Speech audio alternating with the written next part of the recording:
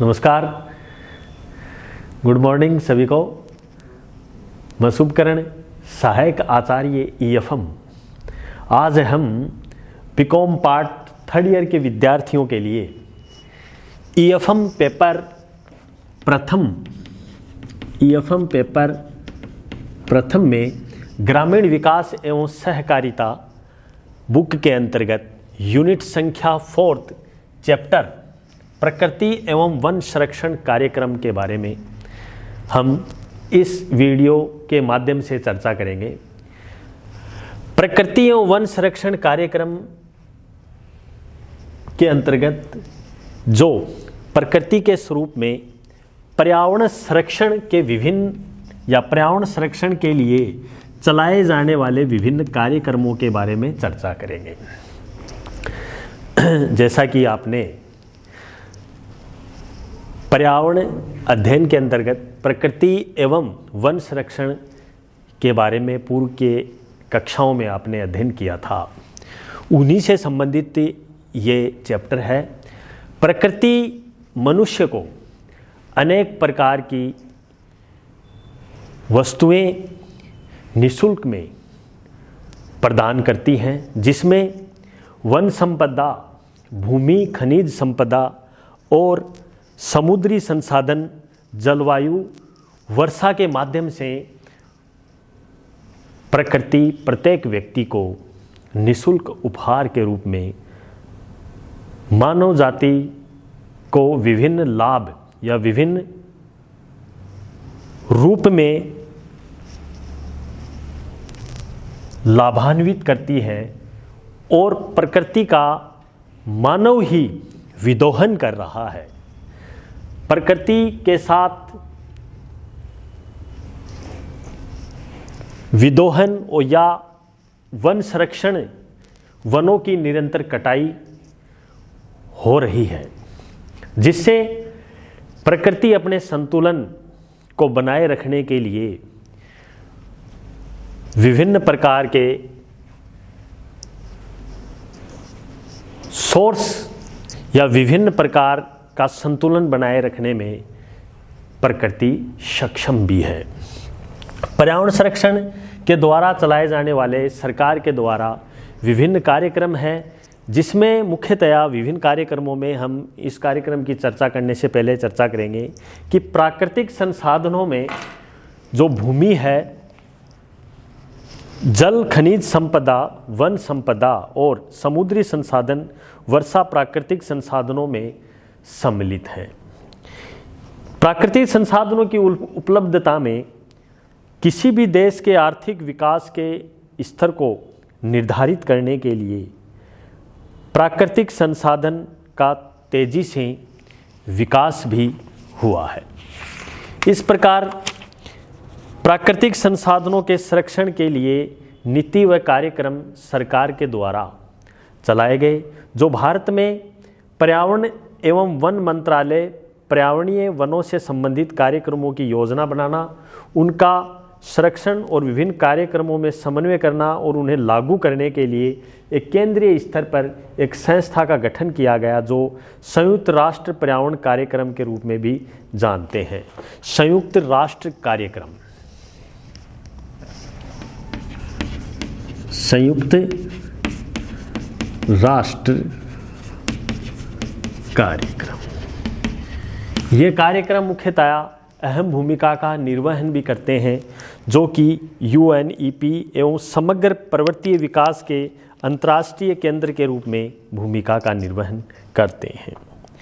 संयुक्त राष्ट्र पर्यावरण विकास सम्मेलन के रूप में यह कार्यक्रम सहायक रहा है। एक प्राकृतिक संसाधनों का सर्वेक्षण भी है, क्योंकि जब राष्ट्रीय संरक्षण की व्यूह रचना बनाएगी 1992 के अंतर्गत, तो राष्ट्रीय वन नीति 1988 बनाएगी। राष्ट्रीय वन नीति 1988 के अंतर्गत राष्ट्रीय वन नीति की गठित हुई और प्रदूषण नियंत्रण नीति स्टेटमेंट 1992 में बनाया गया, जो पर्यावरण प्रदूषण को रोकने के लिए 1992 में एक संगठन या एक स्टेटमेंट या एक प्रदूषण नियंत्रण नीति 1992 का गठन किया गया। ये भी एक प्रकृति को रोकने के विरोध के लिए एक प्राकृतिक संसाधनों का सर्वेक्षण भी महत्वपूर्ण है। प्राकृतिक संसाधनों का सर्वेक्षण, जो भी प्रकृति के द्वारा जो सोर्स हैं उनका भी एक सर्वेक्षण में महत्वपूर्ण भूमिका रही है, जो 1980 में इनको पूर्ण रूप से स्थापित कर दिया गया, जो भारतीय प्राणी विज्ञान सर्वेक्षण ZSI द्वारा क्रियान्वित किया गया। एक राष्ट्रीय संरक्षण नीति भी बनाई गई, राष्ट्रीय संरक्षण नीति। इस नीति के द्वारा भी वन या पर्यावरण को बचाने के लिए विभिन्न प्रकार के आयाम, जो जून 1992 में इसको गठन भी किया गया। जून 1992 में इसका क्रियान्वयन किया गया। एक जैवमंडलीय सुरक्षित क्षेत्र का गठन किया गया, जैवमंडलीय सुरक्षित क्षेत्र को भी शामिल किया गया। इसके द्वारा भी जो जैविक पदार्थ हैं उनको सूक्ष्म जीवों को एकता व समन्वय बनाने के लिए इसके जोन की स्थापना की गई, जो आर्द्र भूमि कच्छ वनस्पतियाँ आदि भित्तियों में भी इनका एक महत्वपूर्ण तरीके से योगदान रहा है। और पर्यावरण संरक्षण से संबंधित विभिन्न आयामों की हम बात करें तो वन नीति व कानून बनाया गया 1894 में। वन नीति व कानून के अंतर्गत भी एक महत्वपूर्ण है वन नीति व कानून।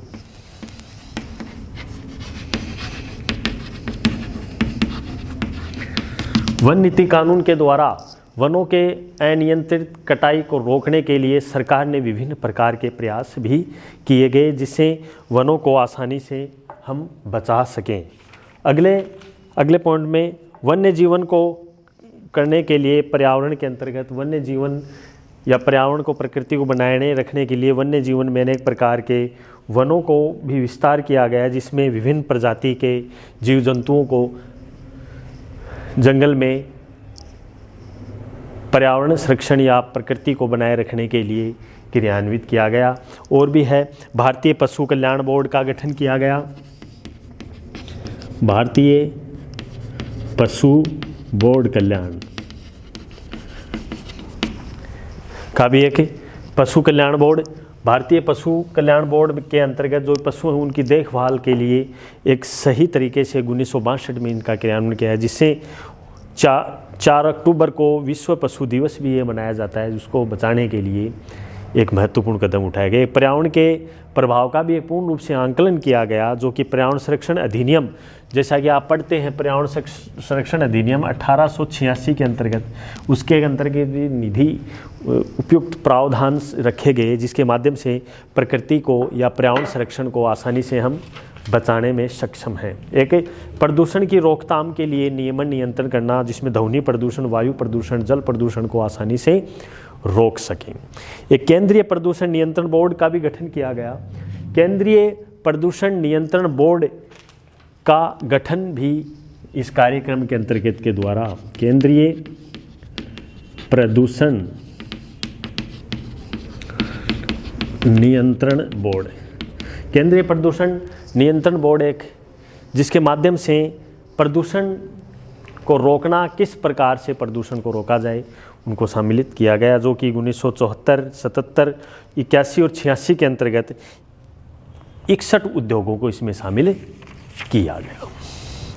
दिल्ली वायु प्रदूषण संभावित संसाधन, दिल्ली में होने वाले वायु प्रदूषण को रोकने के लिए भी सरकार ने विभिन्न प्रकार के जो भी है रूल्स रेगुलेशन लागू किए गए, जिससे प्रदूषण को रोक सकें, जिसमें विभिन्न प्रकार के टर्म्स कंडीशन को लागू भी किया गया। एक खतरनाक पदार्थों पर प्रबंध करना, जो खतरनाक पदार्थ हैं जो कि प्रकृति को बड़ा नुकसान पहुंचाते हैं, तो खतरनाक जो पदार्थ है, खतरनाक पदार्थों का प्रबंध करना। खतरनाक पदार्थों के अंतर्गत मुख्यतः हम बात करें तो वो जैविक जो उर्वरक चीज़ हैं उनको नष्ट कर देते हैं, जीव जंतुओं को खतरनाक पदार्थों को भी रोकथाम दिया गया, जो विभिन्न अधिनियम 1989 के अंतर्गत उनको क्रियान्वयन किया गया। एक राष्ट्रीय नदी संरक्षण प्राधिकरण का गठन किया गया 1985 में, क्योंकि गंगा नदी में अवशिष्ट पदार्थों की वजह से गंगा को अशुद्ध नजर आया, परंतु 1995 के बाद में राष्ट्रीय नदी संरक्षण प्राधिकरण के तहत गंगा को भी काफ़ी पवित्रता, साफ सफाई कार्यों में लगभग काफ़ी करोड़ों रुपए, 64 करोड़ रुपए तक का भी विनियोग इसमें किया गया। एक राष्ट्रीय वानिकी एवं पारिस्थितिकीय विकास बोर्ड की स्थापना की गई 1985 में, जो कि 1992 से सक्रिय रूप से ये भूमिका का निर्वहन कर रही हैं। एक पर्यावरण अनुसंधान कार्यक्रम की हम बात करें, पर्यावरण अनुसंधान कार्यक्रमों में मुख्यतया मानव जीवमंडल और पर्यावरण अनुसंधान कार्यक्रम, पूर्वी व पश्चिमी अनुसंधान कार्यक्रमों को भी इनमें शामिल किया गया। तो इस प्रकार विभिन्न प्रकार के संस्थान के द्वारा भी, जिसमें जीबी पंत हिमालय पर्यावरण विकास संस्थान के द्वारा भी एक उपयुक्त रूप से प्रकृति को बचाने के लिए सिक्किम और नागालैंड, हिमाचल प्रदेश आदि संस्थाओं की कार्य में भूमिका निर्वहन करती है। एक वानिकी अनुसंधान का भी गठन किया गया। वानिकी अनुसंधान में वनों से प्राप्त होने वाले विभिन्न प्रकार के सोर्स को एक रिसर्च के माध्यम से आसानी से, जिसमें विभिन्न प्रकार के प्रशिक्षण के द्वारा किया गया, जो कि भोपाल के अंतर्गत ये भारतीय वानिकी अनुसंधान संस्थान गठन किया गया। वन्य जीवन अनुसंधान भी इसमें क्रियान्वयन किया, जो वन्य जीवन से संबंधित है, उनसे संबंधित प्राकृतिक चीज़ों का विदोहन न हो, पर्यावरण संरक्षण को बचाए रखे, तो वन्य जीवन अनुसंधान की भी अहम भूमिका रही है। शिक्षा, राष्ट्रीय प्राकृतिक संसाधन प्रबंध प्रणाली, राष्ट्रीय जो प्राकृतिक है, राष्ट्रीय प्राकृतिक अनुसंधान प्रणाली को भी एक पर्यावरण संरक्षण के रूप में, क्योंकि राष्ट्रीय स्तर पे जो भी प्राकृतिक के अनुसंधान, प्राकृतिक के सोर्स हैं, उनको क्रियान्वयन। शिक्षा, जागरूकता व सूचना की एक भूमिका, शिक्षा, जागरूकता प्रणाली की भी इसमें एक अहम भूमिका रही है, जो कि एक महत्वपूर्ण सूचना के आधार पर शिक्षा के द्वारा भी अपने वन्य जीवन को आसानी से बचा सकते हैं। अगला है भारतीय वानिकी अनुसंधान एवं शिक्षा परिषद के द्वारा भी गठन किया गया, जो कि भारतीय वानिकी अनुसंधान शिक्षा परिषद के द्वारा भी महत्वपूर्ण सहायक किया गया। एक पर्यावरण सूचना प्रणाली भी गठन की गई 1982 में, और विभिन्न प्रकार के फेलोशिप पुरस्कार के माध्यम से भी पर्यावरण संरक्षण के लिए रिसर्च, इंदिरा गांधी पर्यावरण सुरक्षा पुरस्कार, इंदिरा गांधी प्रियदर्शनी वृक्ष मित्र पुरस्कार और इंदिरा गांधी वृक्ष मित्र पुरस्कार और पर्यावरण वन्य मंत्रालय विशिष्ट वैज्ञानिक पुरस्कार और पीताम्बर संत राष्ट्रीय पर्यावरण फेलोशिप पुरस्कार के माध्यम से भी एक जैव विविधता को सहयोग करने के लिए एक पर्यावरण संबंधी कानून भी बनाए गए,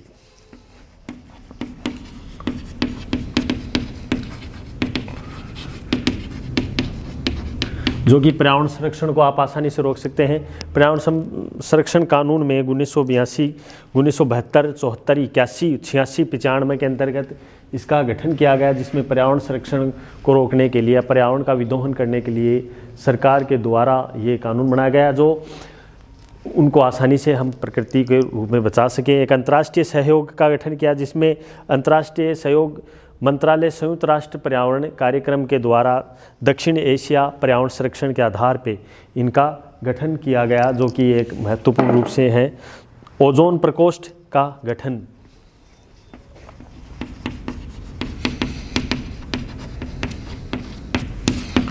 ओजोन प्रकोष्ठ भी एक अहम भूमिका निभाई है, जो 1985 में एक अहम तरीके से, या 1985 में ओजोन नष्ट करने वाले पदार्थों का समझौता हुआ, जो 1997 में मॉन्ट्रियल संधि प्रस्ताव पारित हुआ और 92 में लंदन संशोधन करके सम्मिलित हुआ।